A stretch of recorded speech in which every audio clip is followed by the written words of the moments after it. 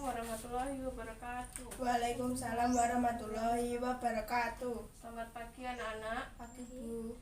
Bagaimana kabar kalian? Apakah sehat? Sehat. Alhamdulillah. Pada pagi hari ini mari kita awali dengan membaca basmalah bersama-sama. Bismillahirrahmanirrahim. Ibu akan mengabsen terlebih dahulu sebelum pembelajaran dimulai. Yang pertama Marisa Nur Solehatin. Hadir Bu. Yang kedua Maria Suci. Hadir Bu. Ya, di sini Ibu akan menjelaskan mengenai KD 3.15 dan KD 4.15 yang berisi informasi tentang fabel serta menceritakan kembali isi cerita fabel.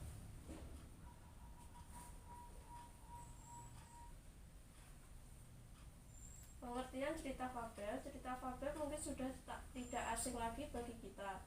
Cerita pada fabel bukan hanya mengisahkan tentang kehidupan binatang saja, melainkan juga mengisahkan tentang bagaimana kehidupan manusia dengan seluruh karakter yang dimilikinya.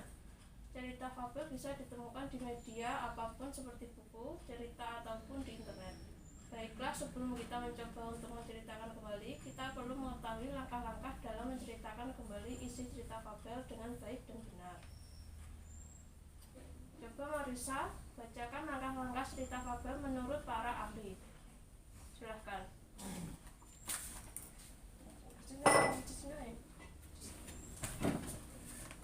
Pembelajaran dalam menceritakan kembali teks fabel menurut Harsiati dalam Nugraha 2018-32-33 meliputi 3 kegiatan, rangkaian peristiwa, dan 3 menceritakan kembali isi fabel. Sedangkan menurut Felinisa DKK 2020-548 untuk menceritakan kembali isi fabel perlu memperhatikan langkah-langkah sebagai berikut. 1. Dengarkan atau bacalah teks fabel dengan seksama. 2. Catatlah tema tokoh, sifat tokoh, dan latarnya. 3. Catat semua peristiwa alur yang terjadi di dalam cerita secara garis besarnya saja. 4. Ceritakan kembali isi fabel dengan menggunakan kalimat sendiri. 5. Perankan isi fabel dengan memperhatikan gestur, intonasi, dan aspek pemeranan dalam teks fabel.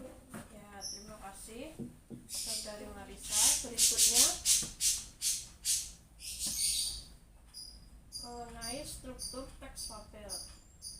Menurut Sabadi dan kawan-kawan dalam Safiatuddin dan kawan-kawan tahun 2018 halaman 234 menjelaskan tentang struktur teks fabel sebagai berikut. Coba Maria Suci bacakan struktur teks fabel. Yang pertama, orientasi. Bagian awalnya berisikan pengenalan tokoh-tokohnya, latar tempatnya, suasana dan waktu, serta awalan masuk ke tahapan berikutnya. 2. Komplikasi. Pada bagian ini, tokoh berada dalam cerita dan berhadapan dengan permasalahan. 3. Resolusi. Merupakan bagian kelanjutan dari komplikasi, yaitu pemecahan masalah. Dan 4. Koda. Pengubahan yang terjadi pada tokoh dan pelajaran yang dapat dipetik dari cerita tersebut. baik, Saudari Marisa, ada 4 struktur teks fabel. Yang pertama,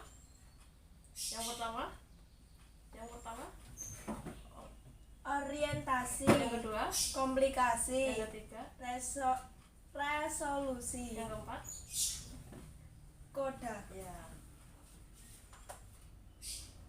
Berikut sedikit contoh cerita fabel. Coba baca sebentar ya dalam hati. Nanti Ibu akan memberikan pertanyaan.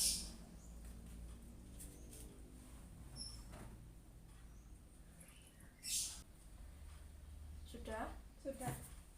Setelah memahami materi serta telah membaca contoh cerita fabel yang berjudul Semut dan Belalang, Ibu minta tolong ceritakan kembali isi cerita fabel tadi menggunakan bahasamu sendiri.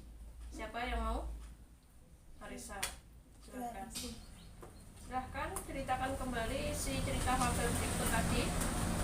Pada siang hari di akhir musim gugur, satu keluarga semut yang telah bekerja keras sepanjang musim panas untuk mengumpulkan makanan, mengeringkan butiran-butiran gandum yang telah mereka kumpulkan selama musim panas. Saat itu, seekor belalang yang kelaparan dengan sebuah biola di tangannya datang dan memohon dengan sangat agar keluarga semut itu memberikan sedikit makan untuk dirinya. Semut bertanya yang dilakukan belalang di musim panas. Sang belalang menjawab bahwa ia tidak mempunyai waktu untuk mengumpulkan makanan. Ia sangat sibuk membuat lagu. Semut merasa gusar, lalu ia membalikkan badan tanpa memperdulikan belalang lagi. Sampun, Bu. Ya, terima kasih Saudari Marisa pada cerita fabel tadi. Yang dilakukan semut dalam cerita semut dan belalang itu apa?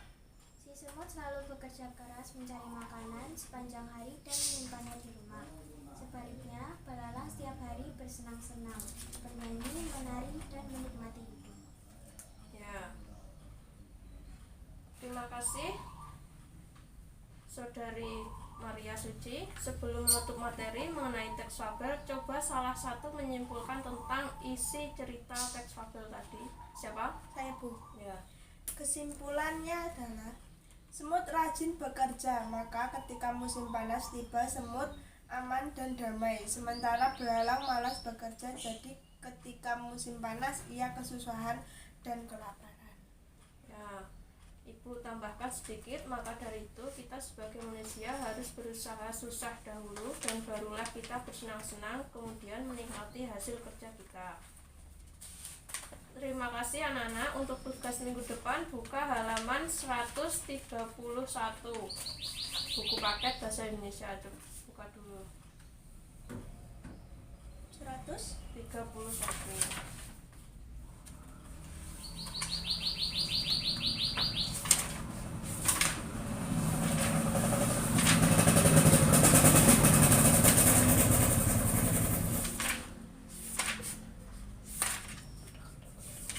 Sudah? Dan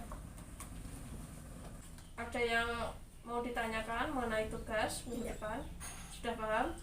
Sudah paham mengenai cerita fabel? sudah. Ya, kerjakan secara mandiri, tidak perlu takut salah, yang penting jujur dan tanggung jawab. Mari kita bersama-sama mengakhiri pembelajaran hari ini dengan mengucapkan hamdalah. Alhamdulillahirabbil alamin. Assalamualaikum warahmatullahi wabarakatuh. Waalaikumsalam warahmatullahi wabarakatuh.